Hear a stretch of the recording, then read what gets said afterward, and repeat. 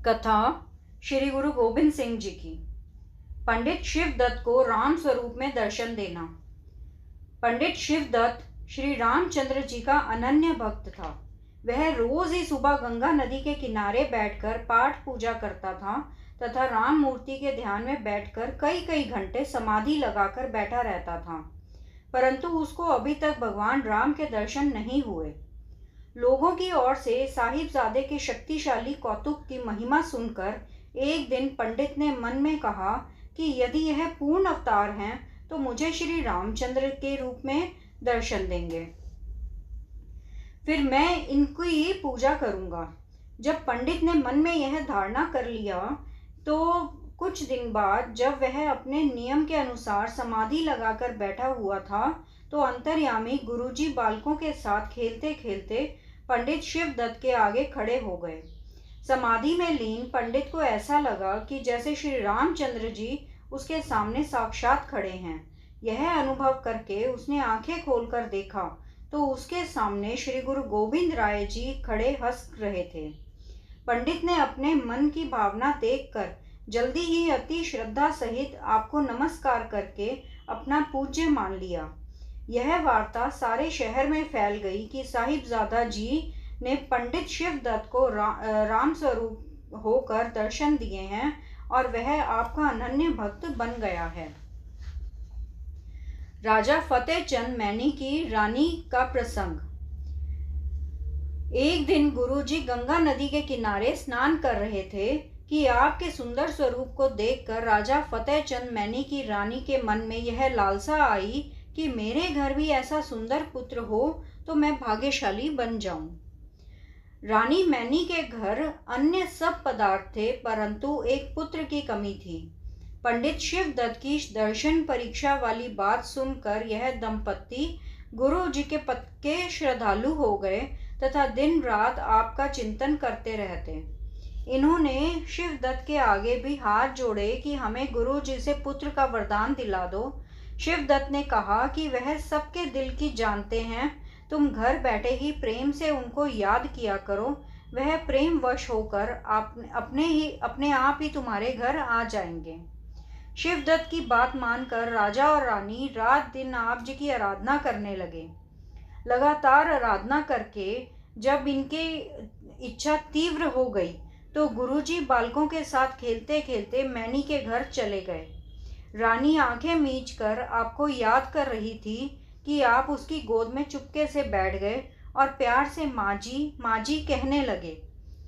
यह प्यारी आवाज़ सुनकर जब रानी ने आंखें खोलकर देखा तो साहिबजादे को अपनी गोद में बैठा देखकर बहुत प्रसन्न हुई। रानी को प्रसन्न देखकर आपने कहा, माता जी, आपकी इच्छा थी कि आपके घर मेरे जैसा पुत्र पैदा हो, सो मेरे जैसा मैं ही हूँ, तुम मुझे ही अपना पुत्र समझो।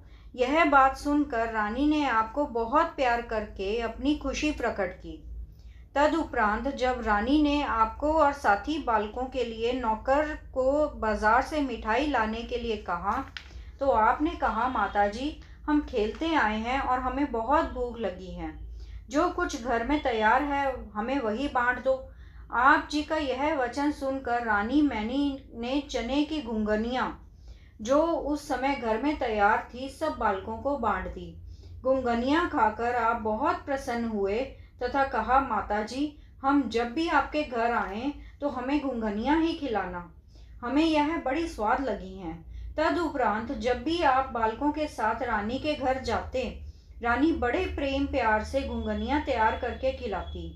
यह परिपाटी आज तक इसी तरह ही चली आती है कि यहाँ मैनी संगत गुरुद्वारे में संगत को घुंघनियों का प्रसाद ही बांटा जाता है। काजी रहीम खां करीम खां ने बाग अर्पण करना। आनंदपुर को जाते समय आप यादगार के तौर पर रानी को अपने पांव के जूते, अपनी तस्वीर और एक कटार दे गए थे। यह यादगारें आज तक गुरुद्वारा मैनी संगत में यात्रियों को दिखाई जाती हैं। राजा फतेह चंद ने अपना यह मकान गुरु जी को अर्पण कर दिया था, जो गुरुद्वारा मैनी संगत करके प्रसिद्ध है। जन्म स्थान पटना से 2 मील पूर्व दिशा काजी रहीम खां करीम खां का एक सूखा हुआ बाग था। यह सूखा बाग गुरु तेग बहादुर जी ने के इसमें कुछ समय बैठने से हरा हो गया था, जिस कारण यह काजी गुरु घर के प्रति बहुत श्रद्धा रखते थे। इन्होंने जब साहिबजादे के दर्शन किए तो आदर सहित यह बाग साहिबजादे को भेंट कर दिया, जो इस समय गुरुद्वारा जन्म स्थान की मलकियत है और गुरु का बाग करके प्रसिद्ध है। साहिबजादे का पंजाब आना। आनंदपुर पहुंचने के 2 वर्ष बाद श्री गुरु तेग बहादुर जी ने एक सिख को पटने भेजा कि साहिबजादा जी को परिवार सहित आनंदपुर ले आओ। जब इस सिख ने माता जी को पटने पहुंचकर गुरु जी के संदेश वाली चिट्ठी दी तो इसे पढ़कर सारा परिवार प्रसन्न हो गया। साहिबजादे जी ने माता जी को यह कहकर पंजाब की तरफ जाने की जल्दी ही तैयारी कर ली। चलने की तैयारी सुनकर पटने की संगत बहुत उदास हो गई। साहिबजादा ने सब प्रेमियों को जगह जगह धैर्य दिया और पटने की संगत की प्रेम भावना को देखकर उनको अपने बचपन का एक पालना, 4 तीर, एक छोटी तलवार, एक खंडा, एक कटार, एक अपना कंघा और चंदन की खड़ाव दी। यह आपकी यादगारें तख्त श्री पटने साहिब में सुशोभित हैं। इस समय राजा फतेह चंद मैनी को आप जी ने अपने पांव के जूते, अपनी तस्वीर और एक कटार दी, जो गुरुद्वारा मैनी संगत में रखे हुए हैं। राजा फतेह चंद तथा उसकी रानी ने कहा, अब हमें आपके दर्शन किस तरह होंगे? तब गुरु जी ने वचन किया कि जो घुंघनी प्रसाद तुम हमें प्रेम से खिलाते थे, वही हमारे पीछे जब तुम प्रेम सहित बालकों को खिलाओगे तो उन बालकों में तुम्हें हमारा दर्शन हुआ करेगा। आप जी के इन वचनों को निश्चय मानकर रानी रोज ही बालकों को घर बुलाकर घुंघनियां खिलाती और उनमें गुरु जी का स्वरूप देखकर नमस्कार करके प्रसन्न होती। इस प्रकार ही सब प्रेमियों को आप जी ने कहा कि जो प्रेम सहित संगत में आएगा उसे हमारा दर्शन हुआ करेगा। पटने से पूरी तैयारी के बाद संगत को जगह जगह धैर्य देकर आप जी ने पहला बड़ा पड़ाव तीसरे दिन काशी आकर किया। यहाँ पंजाब से पटने को आते हुए श्री गुरु तेग बहादुर जी कुछ समय ठहरे थे। इस स्थान के गुरुद्वारे का नाम गुरुद्वारा बड़ी संगत है। श्री गुरु तेग बहादुर जी का चोला और साहिबजादा जी के पैरों का जूता यहाँ संगतों के दर्शन के लिए रखे हुए हैं। पोख सुदी सप्तमी को यहाँ बहुत बड़ा उत्सव मनाया जाता है। लखनौर निवास करना। काशी की संगत को खुशी प्रदान करके आप जी प्रयागराज आदि तीर्थों से होते हुए सत्य धर्म का उपदेश देते हुए पहले अयोध्या पहुंचे। अयोध्या के लोगों ने आप जी को श्री रामचंद्र जी के वंश से होने का कारण आपका बहुत आदर किया, व सेवा की और खुशी भी प्राप्त की। अयोध्या से चलकर आप हरिद्वार तथा मायापुरी आ गए। कुछ दिन यहाँ विश्राम करके सहारनपुर से यमुना नदी को पार करके अंबाले के पास लखनौर गांव अपने एक सिख भाई जेठा जी के पास आ ठहरे।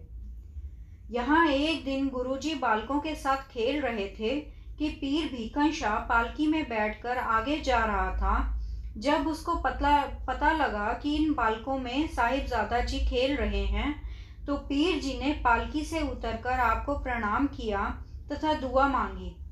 यह बात देखकर भीखन शाह के एक साथी पीर आरफ दीन ने कहा कि पीर जी, तुम तो शरा के विरुद्ध एक हिंदू को प्रणाम क्यों किया है? भीखन शाह ने कहा कि तुम नहीं जानते यह कौन है। जब सारे पीर पैगंबर दरगाह में जाते हैं तो यह गुरु नानक साहिब जी की गद्दी वाले दरगाह के दरवाजे में खड़े होते हैं। सबकी बात सुनकर आप उसको दरगाह में खुदा के हुक्म से प्रवेश करवाते हैं। यह जामा यानी यह रूप धर्म के सुधार और जोर जुल्म का नाश करने के लिए आया है। सब पीर पैगंबरों को इनसे काम पड़ता है। मैंने इसीलिए इनको प्रणाम किया है। आनंदपुर प्रवेश। लखनौर में जब कुछ समय बीत गया तो श्री गुरु तेग बहादुर जी ने आप जी को आनंदपुर बुला लिया। मामा कृपाल चंद, बड़ी माता नानकी जी और माता गुजरी जी के साथ आप आनंदपुर पहुंच गए। साहिबजादे का आना सुनकर सब संगत सिख सेवक उमड़ घुमड़ कर आप जी के दर्शन करने के लिए आए। श्री गुरु तेग बहादुर जी ने संगत के लिए बहुत लंगर लगा दिए। आनंदपुर में दीपमाला की गई और कड़ा प्रसाद की देग तैयार करके बांटी गई। घर घर खुशियां मनाई गई और साहिबजादे का आना सुनकर दूर पास की संगत बड़े प्रेम से भेंट लेकर दर्शन करने आती और आप जी का सुंदर स्वरूप देखकर उनकी शलाघा करती। आनंदपुर प्रतिदिन उत्सव लगा रहता। सतनाम सतनाम सतनाम जी, वाहे गुरु जी।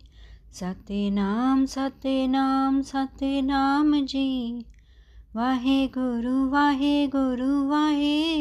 जी। वाहे गुरु तेरा शुक्र है, शुक्र है, शुक्र है तेरा दात्या, तेरा शुक्र है।